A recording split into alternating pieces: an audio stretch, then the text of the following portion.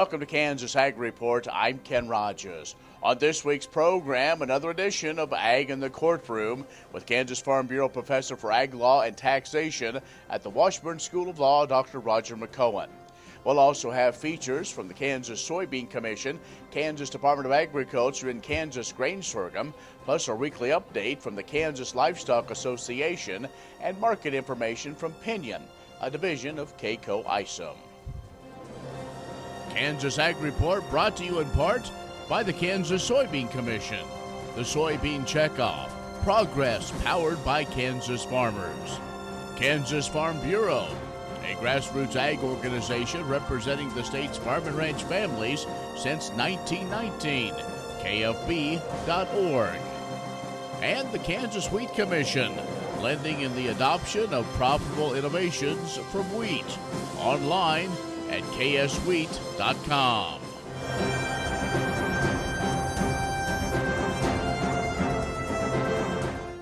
In agricultural news from agview.net, well, the election is now over and the lame duck Congress is getting back to work.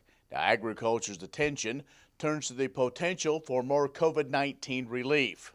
The Senate went back a little earlier than the House, and there is a little optimism that both chambers can reach an agreement and pass more coronavirus aid. Senate Majority Leader Mitch McConnell has indicated the Senate would get right to work on creating another coronavirus package. Now, what that package may include and if agriculture relief is part of it still remains a big question. The biggest priority, though, for lawmakers will be funding the federal government as the current funding legislation ends December 11th. McConnell did say that he and House Speaker Nancy Pelosi agreed to work on a budget bill that would provide funding for the federal government through September 30th of next year. That's the end of the current fiscal year. Now, without action by December 11th, the federal government once again would face a partial shutdown. Well, USDA has mailed ballots for the Farm Service Agency county committee elections to the eligible farmers and ranchers all over the country. To be counted, ballots must be returned to the local FSA county office or postmarked by December 11th. Each county committee either has 3 or up to 11 elected members who serve 3-year terms of office. At least one seat is up for election each year. Newly elected committee members take office January 1st. County committee members help FSA make important decisions on the commodity support programs, as well as conservation programs, indemnity and disaster programs, and emergency programs and eligibility. Producers must participate or cooperate in an FSA program to be eligible to vote in those county committee elections. A cooperating producer is someone who has provided information about their farming or ranching operations but may not have applied or received FSA program benefits. Also, producers who supervise or conduct the farming operation of an entire farm but are not of legal voting age could be eligible as well to vote. And so you can find more on this and other stories at agview.net. Stay with us. More coming up. Kansas Ag Report brought to you in part by the Kansas Livestock Association, supporting members' business interests and meeting consumer demands. KLA.org. Oldie Seed Farms, carrying soil-specific seed. Find them on the web at oldieseed.com. That's OHLDE seed.com. And Kansas Corn, building the future at kansascorn.com. Next time you see a beautiful field of corn, reach out and thank the farmers who work tirelessly to raise corn for livestock feed, renewable fuels, and exports to feed a growing world population. The farmers on the Kansas Corn Commission work for Kansas Corn with grower-funded checkoff dollars that support foreign and domestic market development, research, promotion, and education to expand opportunities for Kansas farmers. To learn more, visit kscorn.com.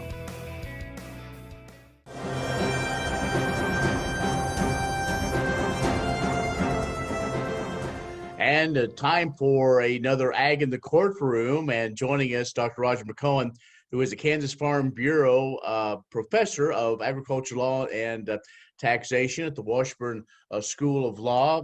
Roger, it seems like we could probably go the whole show talking about different things that ag seems to be doing as much work in the courtroom as they are in some of the fields.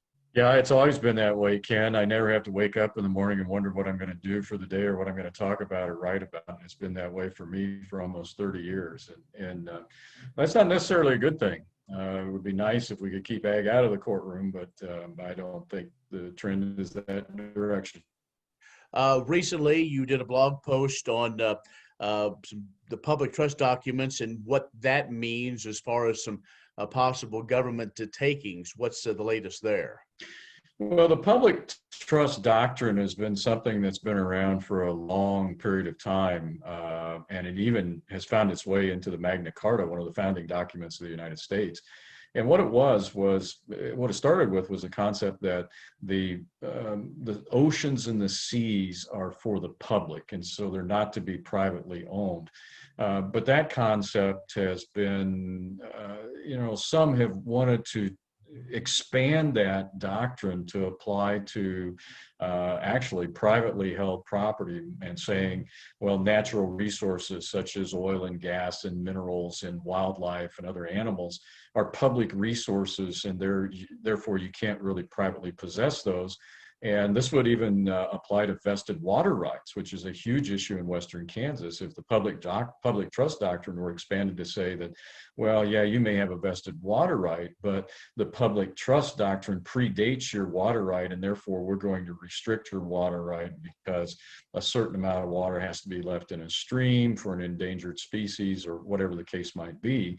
Basically what it is, as you kind of indicated, is it's then a way for the government to get more control over your property and restrict your usage of it without having to pay for it under the Constitution as a taking. And so it's really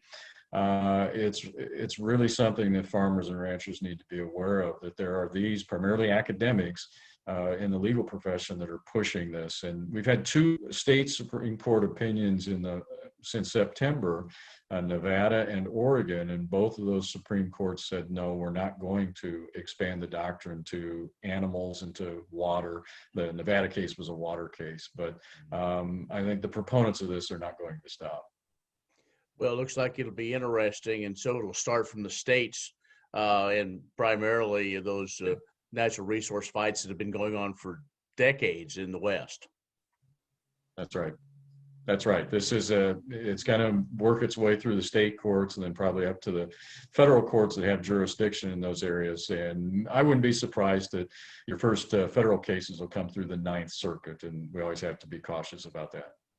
Dr. Roger McEowen, Washburn School of Law. He is the Kansas Farm Bureau Professor of Ag Law and Taxation there. Let's take a break. We'll have more in just a moment. The Kansas Ag Report brought to you in part by Kansas Grain Sorghum, growers working together. Learn more at ksgrainsorghum.org. Grass and Grain, online or in the mail, keeping Kansas farmers informed for over 60 years. grassandgrain.com. And agview.net, serving the Beef Belt and Western Corn Belt with reliable and relevant agriculture information. agview.net. Many seed companies claim to offer the latest genetics, but how many have tested those genetics in soils just like yours? The Oldie Seed Know to Grow research program has fully tested the latest seed genetics in soils that are right in your neighborhood. The Oldie Seed Know to Grow program can recommend the best performing hybrids from technologies like Enlist, Extend, and LibertyLink that will optimize the yield and profit of every acre on your farm. Contact Oldie Seed today. Are you looking for Medicare supplement insurance plans? Now is a good time to look at your options with Kansas Farm Bureau Health Plans. A Medicare supplement insurance plan can help cover certain out-of-pocket expenses Medicare doesn't cover. Things like deductibles, co-insurance, and certain limitations that can be costly in the event of an accident or illness. With Kansas Farm Bureau Health Plans, you have options to Medicare supplement insurance plans with 4 levels of affordable coverage and service from an organization known for its commitment serving Kansans. We encourage you to compare our rates. For more information and to get a quote, contact a a Farm Bureau financial services agent near you or visit kfbhealthplans.com. Medicare supplements insured by Members Health Insurance Company, Columbia, Tennessee. Not connected with or endorsed by the U.S. or state government.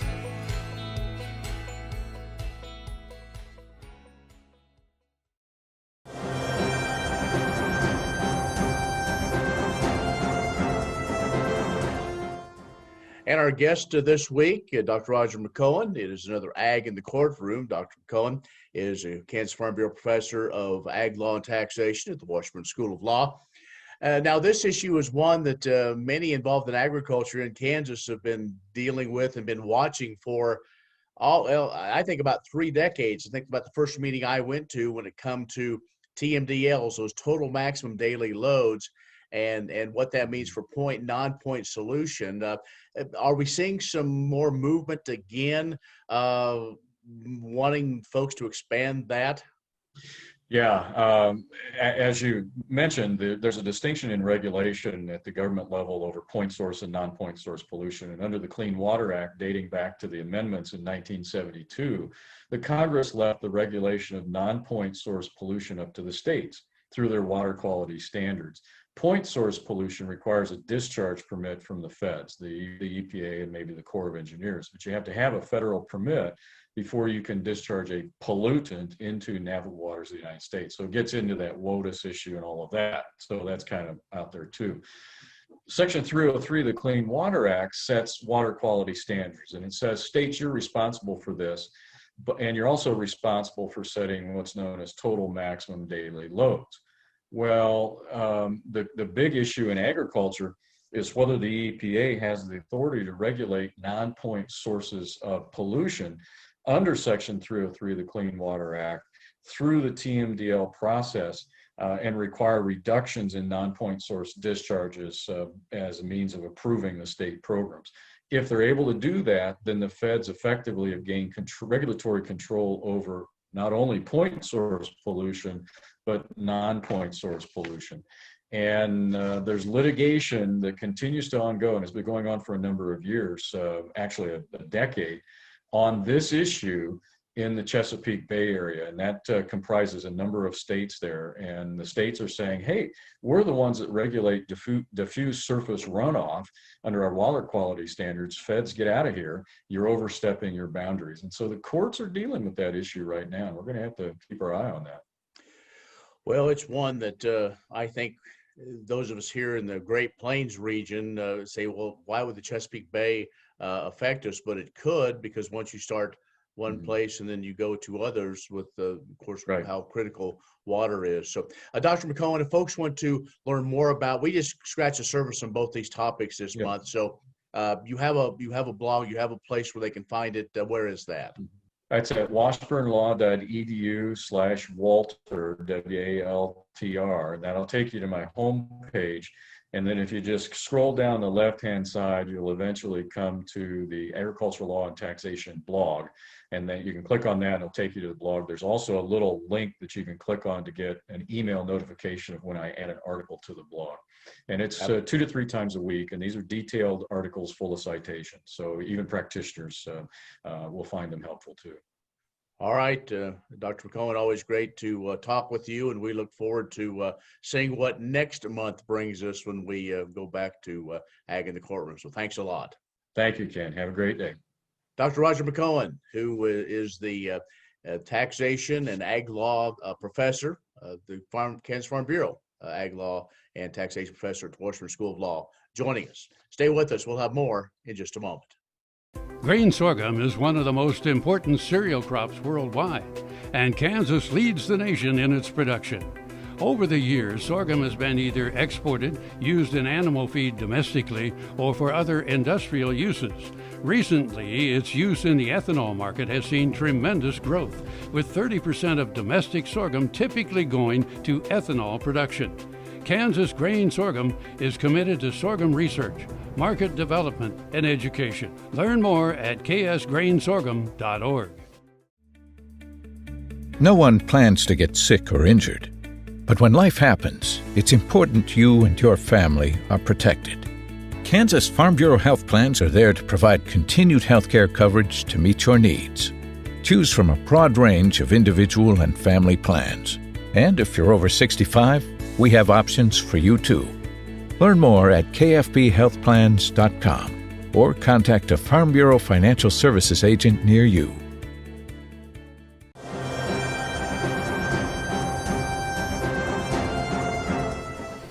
The Kansas Soybean Commission invests in 26 organizational memberships to further the benefit to our Kansas soybean farmers. The total cost of these memberships is over $200,000.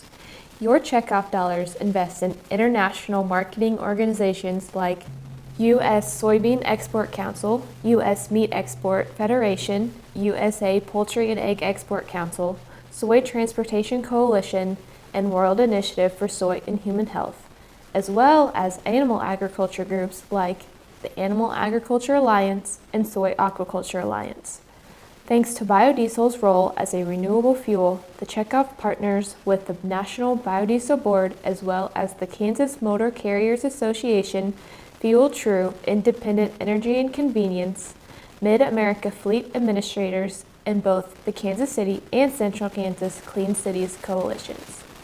Some organizations on the list are consumer-facing, like the Kansas Farm Food Connection, Center for Food Integrity, and U.S. Farmers and Ranchers Alliance, while others are production-focused, like the North Central Soybean Research Program and No Till on the Plains. The Commission supports first purchasers through the Kansas Grain and Feed Association, Kansas Co-op Council, and also supports state leadership development through the Kansas Agriculture and Rural Leadership Program. To round out the list, the Commission interfaces with the United Soybean Board and American Soybean Association's Action Partnership to identify and address industry challenges. Collaborating with these organizations provides value for soybean farmers. For more information, call us at 877-KS-SOYBEAN. Next time you see a beautiful field of corn, reach out and thank the farmers who work tirelessly to raise corn for livestock feed, renewable fuels, and exports to feed a growing world population. The farmers on the Kansas Corn Commission work for Kansas Corn with grower-funded checkoff dollars that support foreign and domestic market development, research, promotion, and education to expand opportunities for Kansas farmers. To learn more, visit kscorn.com. What if U.S. soybean meal were more than a commodity? If seed companies and the soybean checkoff built a better variety? That future is here. The time is now. To meet end-user demands, the soybean checkoff is investing in the compositional quality of soybeans, including meal. A message from the Kansas Soybean Commission, the Soybean Checkoff, progress powered by Kansas farmers.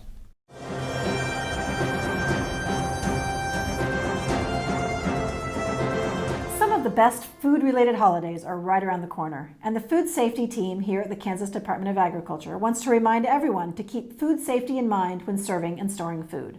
There are 4 simple steps to maintaining food safety: clean, cook, chill, and separate. Clean reminds us to wash hands and surfaces often. Cook means you should make sure foods are cooked to a safe temperature. Chill is often a challenge of the holidays. Refrigerate foods promptly rather than leaving them sitting out. And finally, separate. That means don't cross-contaminate foods. Food safety for all Kansans is part of our mission at the Kansas Department of Agriculture. Often, people are surprised that food safety and restaurant inspections fall under the Department of Agriculture. But we know that food and agriculture are closely tied together, and we work to ensure a safe food supply throughout the food chain, from the fields to your plates. Our food safety and lodging program works with restaurants, grocery stores, convenience stores, food wholesalers, food manufacturers, and other food operations across the state, so they all understand and follow the Kansas Food Code and other statutes that serve to keep consumers safe from foodborne illness. This year has presented new challenges for food establishments and also for our team. We learned how to perform remote food safety inspections using Zoom and other technologies. Education is key to preparing and selling high-quality, safe food, so we work with new businesses as they are licensed, present focus on food safety workshops, and make available a long list of fact sheet handouts. These are all part of our efforts to prevent foodborne illness in Kansas. Help us by doing your part at home as you celebrate with your families over the next couple of months. The Kansas Wheat Innovation Center in Manhattan is rediscovering ways to get improved varieties and new genetics in the hands of farmers faster. Grower-led and checkoff-funded research initiatives are bringing about positive change. This grassroots leadership provides a strong voice in Topeka and Washington, D.C. Now is the time to partner with Kansas Wheat in moving wheat forward. Kansas Wheat Commission and Kansas Association of Wheat Growers. Farmers investing in their future and yours. Log on to rediscoverwheat.org. Many seed companies claim to offer the latest genetics, but how many have tested those genetics in soils just like yours? The Oldie Seed Know to Grow research program has fully tested the latest seed genetics in soils that are right in your neighborhood. The Oldie Seed Know to Grow program can recommend the best performing hybrids from technologies like Enlist, Extend, and LibertyLink that will optimize the yield and profit of every acre on your farm. Contact Oldie Seed today.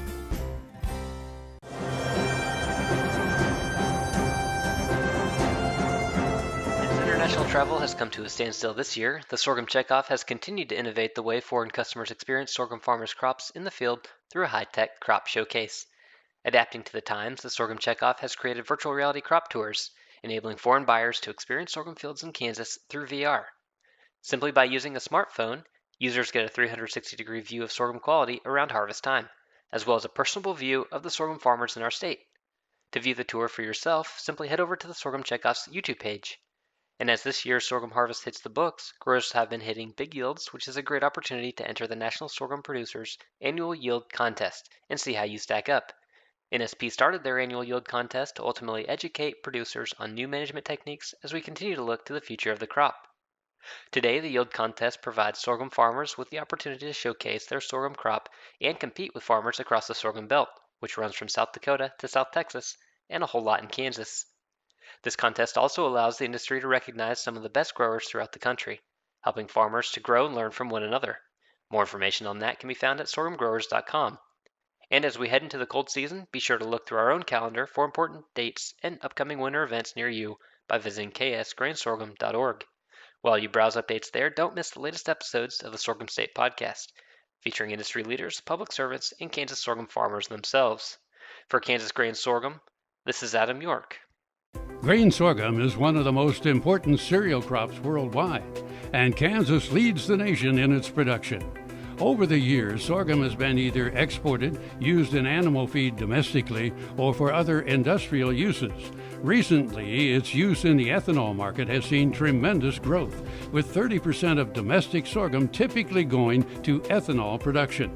Kansas Grain Sorghum is committed to sorghum research, market development, and education. Learn more at ksgrainsorghum.org.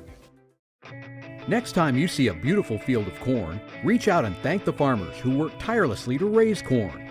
For livestock feed, renewable fuels, and exports to feed a growing world population. The farmers on the Kansas Corn Commission work for Kansas Corn with grower-funded checkoff dollars that support foreign and domestic market development, research, promotion, and education to expand opportunities for Kansas farmers. To learn more, visit kscorn.com.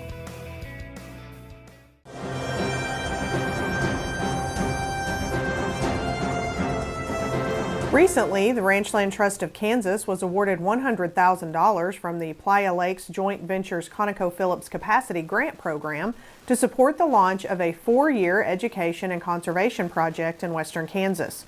RTK also received 2 additional grants to go toward the project, including one from the North American Wetlands Conservation Act and one from the Natural Resources Conservation Service through the Conservation Collaboration Grants or Agreements Program. Partners in the Kansas Prairie Wetlands North American Wetlands Conservation Act grant proposal are organizations dedicated to conserving and protecting wildlife and water.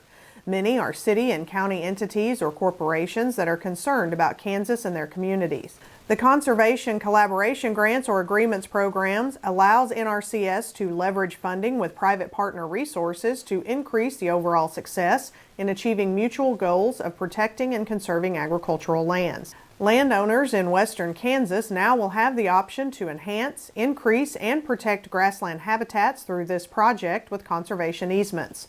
The Ranchland Trust of Kansas's role will be to build new relationships with ranchers to initiate dialogue between landowners and conservation partners. Many seed companies claim to offer the latest genetics, but how many have tested those genetics in soils just like yours? The Oldie Seed Know to Grow research program has fully tested the latest seed genetics in soils that are right in your neighborhood. The Oldie Seed Know to Grow program can recommend the best performing hybrids from technologies like Enlist, Extend, and LibertyLink that will optimize the yield and profit of every acre on your farm. Contact Oldie Seed today. What if U.S. soybean meal were more than a commodity? If seed companies and the soybean checkoff built a better variety? That future is here. The time is now. To meet end-user demands, the soybean checkoff is investing in the compositional quality of soybeans, including meal. A message from the Kansas Soybean Commission, the soybean checkoff. Progress powered by Kansas farmers.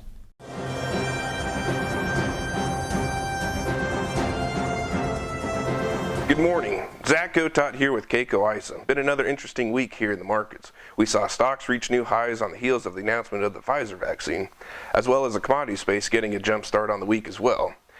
News that we may have a handle on COVID obviously helped out the livestock markets. For now, it seems the trade likes the thought of avoiding shutdowns in packing plants. Both fats and feeders are well off its lows 2 weeks ago and back to levels we saw this summer. Over in the grains, we had another slap on the back from the USDA folks with their bullish supply and demand report. A lot of folks in the trade were expecting to see a slight reduction in both corn and soybean production numbers, and boy did we get it. Not only were numbers lower, they were well below the analysts' lowest guesses. We saw them trim 2 bushels of corn and 1 bushel off of yield of soybeans from the October report. That in turn gave us a 1.7 billion bushel ending stock number in corn and 190 million bushels in soybeans, both of which are at 7-year lows. This obviously tightens up the balance sheet, and if demand continues, outlook seems friendly. As the dust settles after digesting this fresh set of numbers, a lot of eyes are going to be switching to the folks down in South America and how their growing season progresses. Much of the area has seen decent moisture as of late, but they still have a ways to go before they raise a crop. In times like this, it's easy to get caught up trying to wade through the news and other folks' opinions. If we look back over the years, whenever we're at our highs, the news can't be more bullish. Just like when we're at the lows, the market can only go down. Whether you think we've got another $2 left in us, or we're already way overpriced, doing something at these levels makes sense. But give yourself a chance to win and be ready for whatever the market does. If you got questions on these topics or any markets, give us a call here at 888-452-8751. I'm Zach Gotot. Have a great day. Well, that's our show this week. Be social with us by going online, KansasAgReport.net. Like us on Facebook, Kansas Ag Report Television Show. Follow us on Twitter at Kansas Ag Report. Next week, an update on the Kansas Foundation for Agriculture in the Classroom. I'm Ken Rogers. Thanks for watching. We'll see you next week. Grain sorghum is one of the most important cereal crops worldwide, and Kansas leads the nation in its production. Over the years, sorghum has been either exported, used in animal feed domestically, or for other industrial uses. Recently, its use in the ethanol market has seen tremendous growth, with 30% of domestic sorghum typically going to ethanol production. Kansas Grain Sorghum is committed to sorghum research, market development, and education. Learn more at ksgrainsorghum.org.